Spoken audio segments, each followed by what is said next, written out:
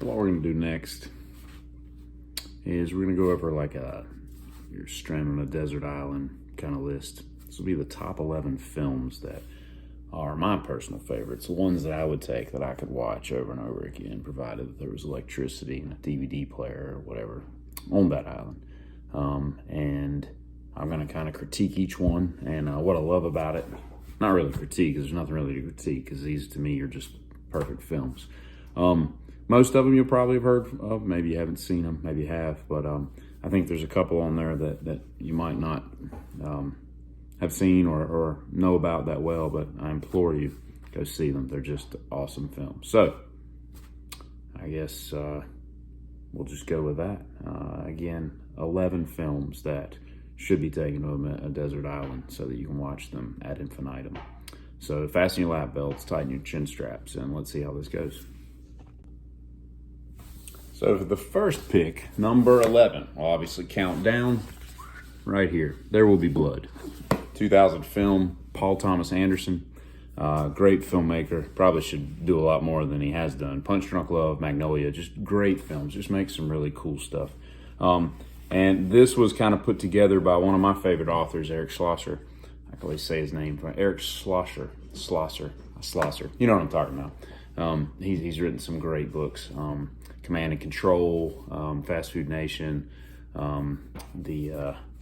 several of them that are just really, he's just a great investigative journalist. He's supposed to have one out on prisons any day now that he's been working on for like the better part of 10 years. But this movie, if you haven't seen it, really long. It's like 258 minutes or something crazy like that, which by today's standards is just insane because most movies are like 82 minutes long. But at any rate, this is based on very loosely on Upton Sinclair's Oil book.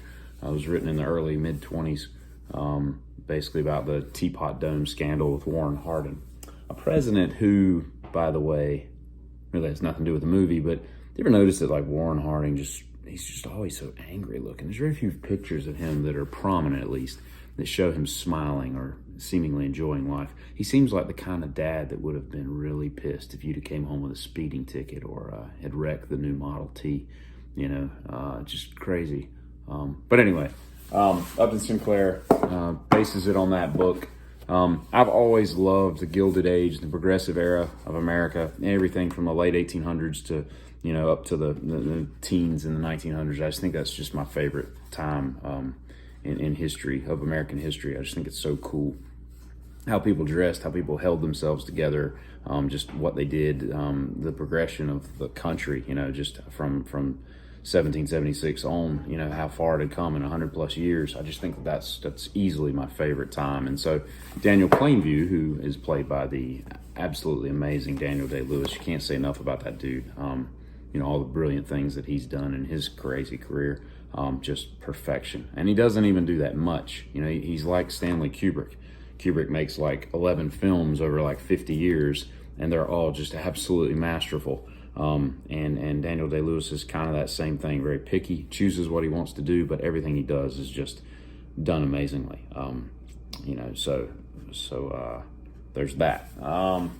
I love the fact that, a little known fact, that Johnny Greenwood from Radiohead, one of the guitarists from Radiohead, was implored by Anderson to make the score for this. Just such a haunting, really brilliant score. It just makes the movie. That first intro scene where he's just down in the mine, striking oil and everything, and all that creepy music that's playing and stuff. And there's no dialogue for like the first 7 or 8 minutes or something. When he breaks his leg and drags himself back to civilization.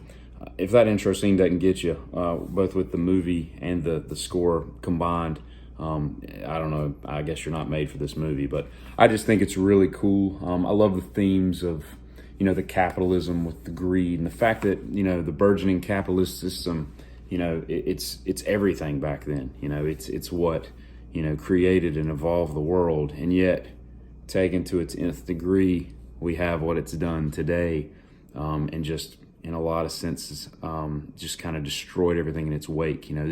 This dichotomy of capitalism and handling what it's become in its infinitesimally greater sense than what it was in 1903 or whatever.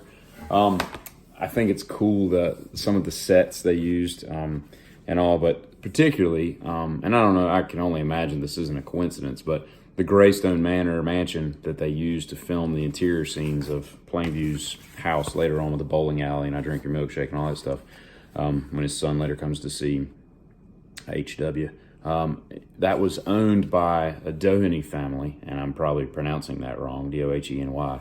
And there was a murder-suicide in one of the rooms with him and his male secretary, administrative assistant, whatever he was called back then. And oddly enough, that guy's father that owned the house, he lived there with his wife and like there were 5 or 6 kids. His father was involved in the Teapot Dome scandal, which again goes back to Harding, Upton Sinclair oil. It all kind of there's too much of a coincidence for me to bear, but I just thought it was kind of neat that is kind of rolled into one. Best actor, cinematography, awards, lots of awards that year, nominations and everything.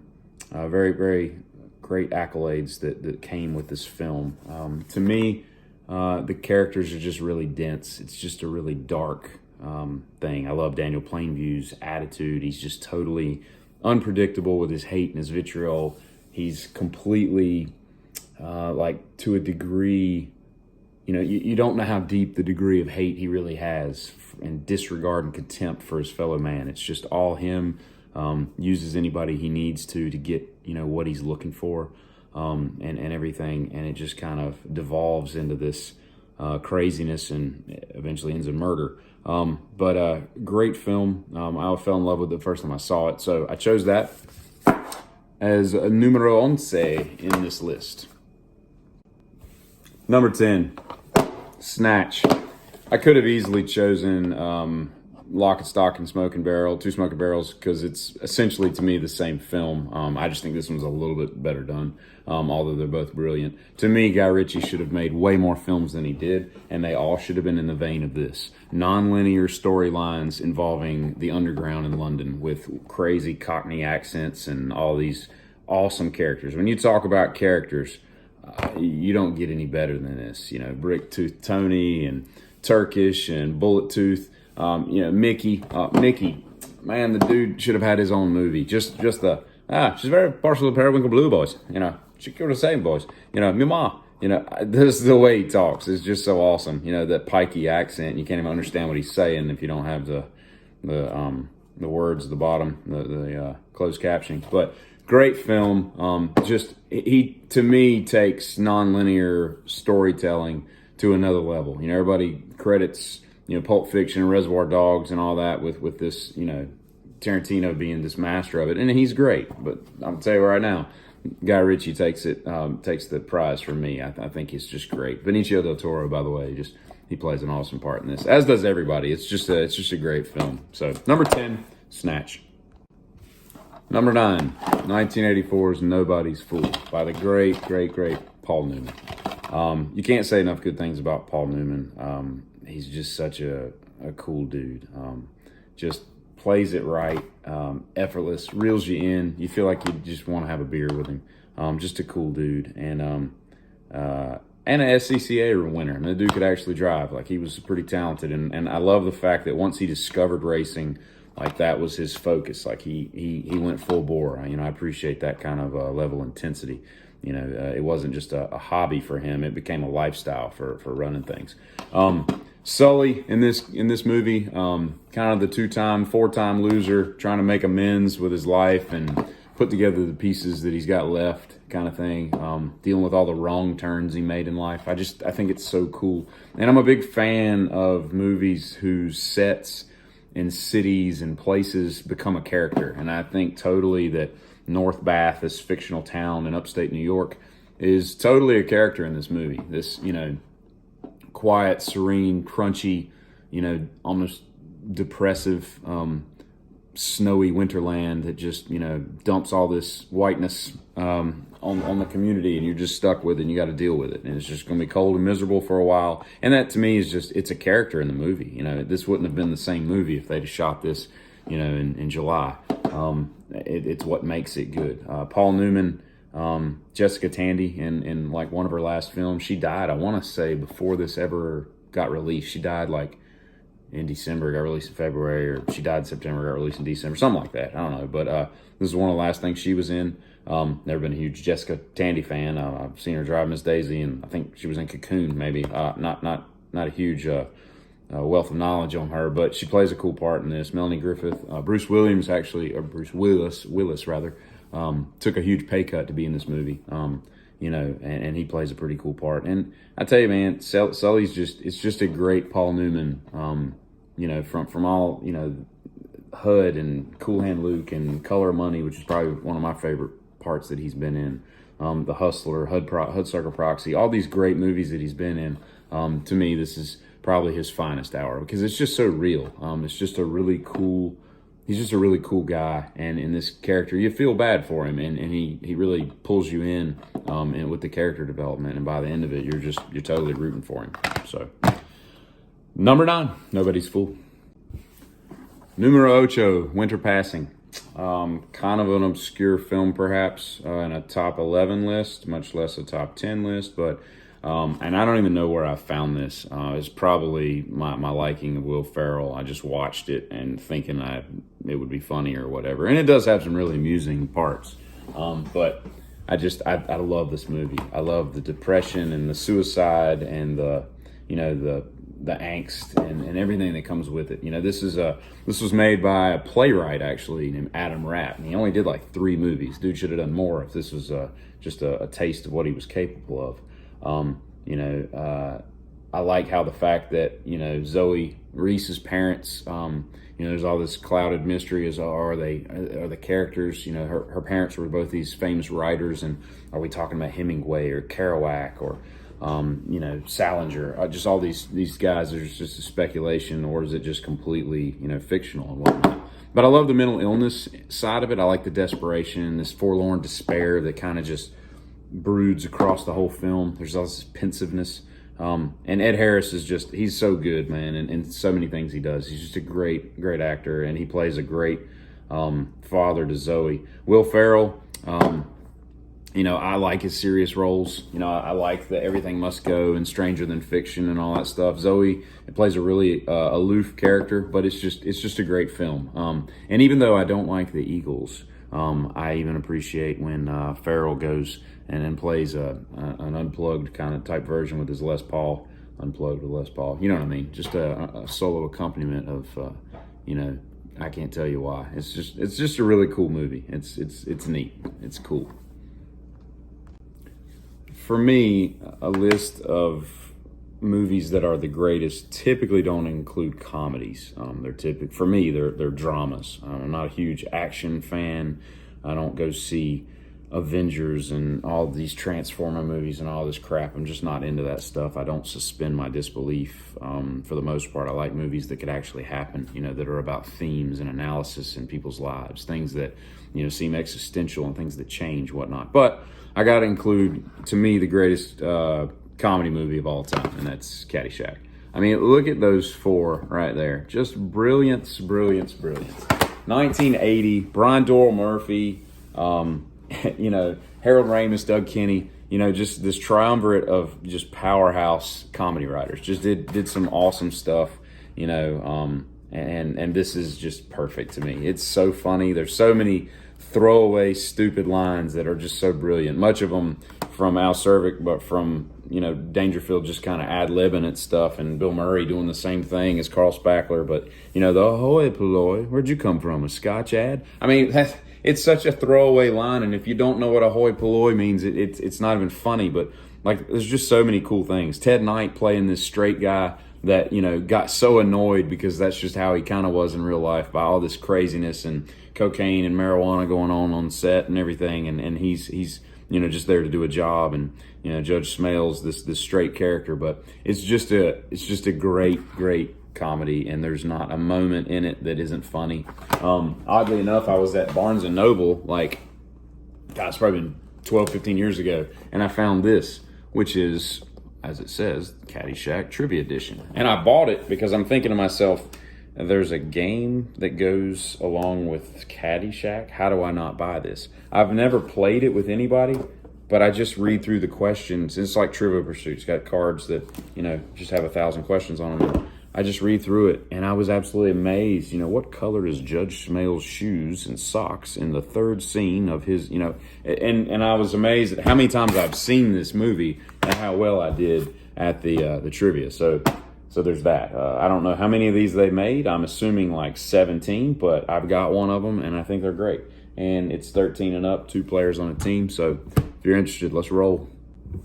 So for the next one, number 6, I picked The Other Side, Into the Wild, which I later went back and read the book by John Krakauer, which it started, as I recall, from like a series of articles that he wrote for like Outdoor Magazine or something like that. And it was about this guy named Christopher McCandless that goes out into the wilderness and just kind of absolves himself of everything that the world knows as existence and walks away from it. And supposedly he was coming back, and all this stuff. He succumbs to, getting poisoned by roots or berries or stuff he shouldn't have been eating, and didn't know any better, and didn't prepare himself well enough to go live in Alaska during the time that he chose. But nevertheless, really cool journey. And I've always liked Emile Hirsch and the way he plays McCandless. It's just really cool because you see this. You see his transformation, this expansive journey that he goes through, the development of all his ideas and everything through this voyage, because he progresses before he goes to Alaska. It's not just about Alaska. He goes through the West and floats down to Mexico, and then eventually makes his way up there. And it's just really cool, the getting rid of money and cars and valuables and just living, just existing. The existential thought of what this film to me represents is just so cool. Obviously, John Krakauer writes the thing the book that it's based on, but it's a Sean Penn movie, which is kind of cool. I like Sean Penn. I think he's he's got some crazy ideas in his real world, but as a filmmaker and an actor and all this, I've always liked him. He just seems like a cool dude, and he's got a really cool Buick GNX. But Eddie Vedder did an absolutely amazing soundtrack. I own the CD as well. I've actually got some of the lyrics tattooed on me.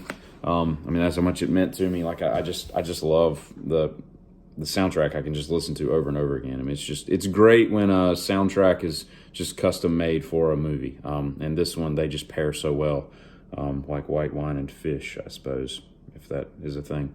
I love the fact that Emile lost all this weight for the movie. I think that whole, transformation when actors do that, whether it's Christian Bale in The Machinist and losing 700 pounds or De Niro in Raging Bull. I just think it's cool when people go to that level. It's just neat. And Shia LaBeouf, apparently, I heard, got a bunch of tattoos for a movie. That's pretty cool, man. That's some dedication. And that dude does a lot of method acting, as it were, and everything. I just think that's cool. The last thing, or a couple things I'll also mention, is the bus itself. Bus 142. So it gets dropped off out there in like the 40s or 50s, just somewhere for people to, stay when they're out hunting and whatnot.